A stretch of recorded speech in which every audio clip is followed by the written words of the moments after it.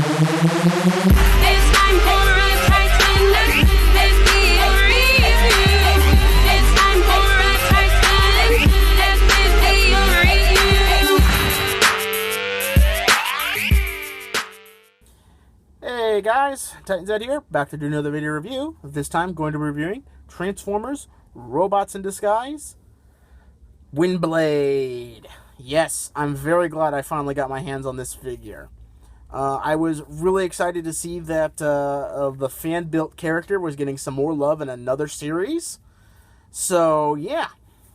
Now, this figure is an entirely new mold. When I originally saw it, I thought they just took the Generations mold and made some heavy reworks. But as far as I can tell, it is a completely new mold. So, yeah, not bad.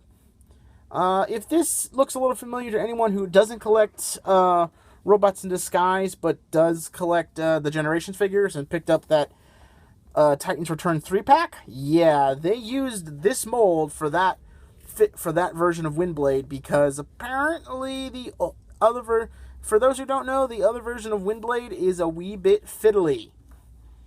So yeah. So this Windblade does show up in Robots in Disguise, I think, past the halfway point in Season 1.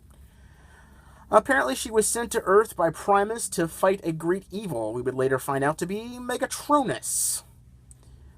She ended up staying on Earth during Season 2 to continue fighting Decepticons. Oops, the landing gear. No, the landing gear. Okay, there we go. Everything looks a little better now.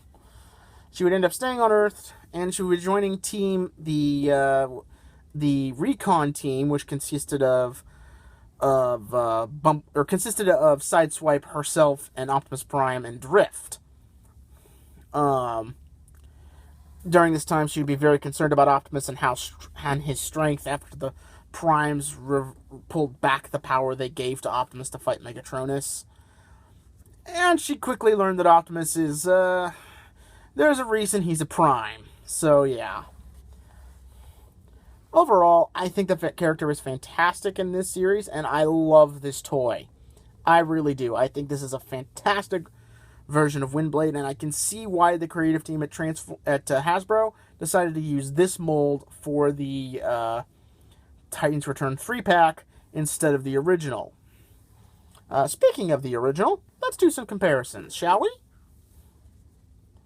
So here we have the original Generations Windblade, and we have the Robots in Disguise. Yeah, some slight differences. Obviously, Robots in Disguise has a bit of a more stylized look to their vehicle modes, whereas Generations was a little bit more realistic, so to speak. There is one thing that I think Robots in Disguise has fixed over the Generations, and that's obviously the giant hole in the middle of the jet mode. Yeah, Hasbro was smart enough to put a piece of plastic over it to completely cover up that hole.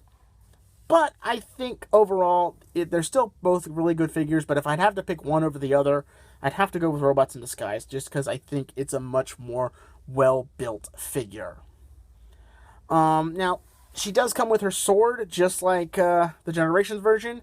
The downside is the way it attaches in its vehicle mode completely negates the use of the landing gear. Basically, I'll show you. It connects in this really weird, awkward way that then makes it impossible for it to balance. I don't know why they attached it that way. I guess just because the original figure did something similar, but this is just... yeah, no, it doesn't work at all. So, yeah. For one more comparison, since I have the old boy out, and it's the only other Autobot jet I think we have to date, here he is with Stormshot. Or here she is with Stormshot. Alright, here she is with Stormshot. Ugh. Yes, I talk well. Oh boy. I'm as bad as them go. But yeah, I think overall she is a fantastic figure. If you can track her down, I definitely recommend. If I could make a suggestion to anyone, at least in the midsection of the United States where I'm in Kentucky, try Kroger's marketplaces. They seem to have a large influx of this toy. I don't know why, but they do. But other than that, I think it's a great vehicle mode. Now, if you give me a second, we'll get to robot mode. And we're back. As you can see, we now have her in robot mode, and this robot mode is pretty good. I really like it. I think it's one of the just better female robot modes I've gotten in the last few years. And given the fact we've had a fan-built combiner team full of females, that's saying something. Overall, now the one downside is she's a bit back-heavy due to pretty much having her backpack here and that samurai sword attached the way it is, which, by the way, doesn't show up in the show as far as I know. And if I'm wrong, let me know in the comments below, but I'm pretty sure her swords work on lightsaber logic as they ignite into a specific curved shape. I don't think she has the sheath like they do here. And in point of fact, I think she wields 2 swords, not 1. So I kind of wish they'd use the plastic instead of a sheath to just have 2 swords. But, what you gonna do? Now, as you can probably guess from the camera, that little white spot on her chest is the IR symbol. Now, my light rig is running havoc on that little symbol there. Kind of wish they had gone with a different colored background than pure white, but I guess they need it for the IR symbols. Now, like I said, I think she's a much more superior figure over the Generations version. If I just bring her out here and do a comparison for real quick. I really do think that this version is superior over this one. I don't think she's a bad figure. She's just fiddly. She's just too many parts move, and she's hard to balance. And that's one thing I'll give her. She's got way better high heels. This Windblade has better high heels than this one, since especially these high heels are on a hinge and have a tendency of collapsing back and having her fall forward. But, yeah. Again, I just really think the Robots in Disguise version did it better. Even if it doesn't have enough paint. Case in point, let me bring you... I guess I really can't do that with the way I got my camera set up. But yeah, as you can see with that face, there's just not enough paint at all. I don't know what is with Hasbro and the way they paint some of these faces, but when they've got a face that should be a little bit more intricate, they just don't give it their all at all. Now, she can wield her sword. Just take it out of the sheath. And yeah, there's another problem. That blade is supposed to be kind of lightish pink energy. Pure jet black. I will give them commendment for, again, making the weapon some improvements on the weapons. This one doesn't feel like it's gonna snap if I put it into the sheath wrong. But yeah, again, I stated this before. I really think they should have just skipped the sheath and just given her 2 swords instead of 1. And I'm almost tempted to pick up a second Windblade to do that. And I can already hear in the comments, well, then why don't you use the Generation Sword? Well, it could fit in her hand, it doesn't fit in the sheath. It's actually, they are slightly different from one another. The blade is actually thicker than the Generations blade. Let me show you here in a second. Because the Generations blade is obviously translucent plastic, whereas this is solid plastic. It is slightly... Get it on camera, Edward. It is slightly different. So, yeah.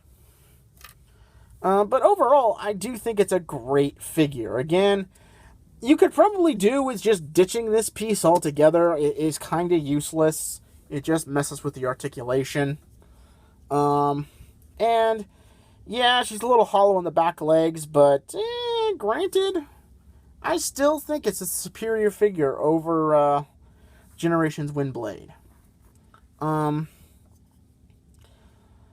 I don't know how well this is coming up on... I know, looking at the camera, it looks like her red is fire truck red, but it's actually a much more deeper, kind of almost crimson red. I don't know if the light balance, because of the lights I'm using, is screwing with the colors, but yeah, she isn't fire truck red. So, just a quick comparison with Stormshot to show you how big she is, and yeah, again, I think this is just a fantastic figure. I know I've been saying that this entire review, but yeah, that's how awesome a figure she is. Yeah, she needs a little bit more paint, and she needs her second sword, but other than that, definitely think you should hunt this one down, and hopefully when Repro Labels gets around to making them, I am definitely picking up a sheet for her. Hopefully they'll make an upgrade piece for that little IR sticker there that completely takes that away, because that's obscene. I know the stickers are kind of obscene to begin with, but I kind of wish they went with the sticking it on the back of one of these of the turbines instead of putting it right there on her chest. But what you gonna do? So until next time, this is Titan Zed saying I'll see ya when I see ya.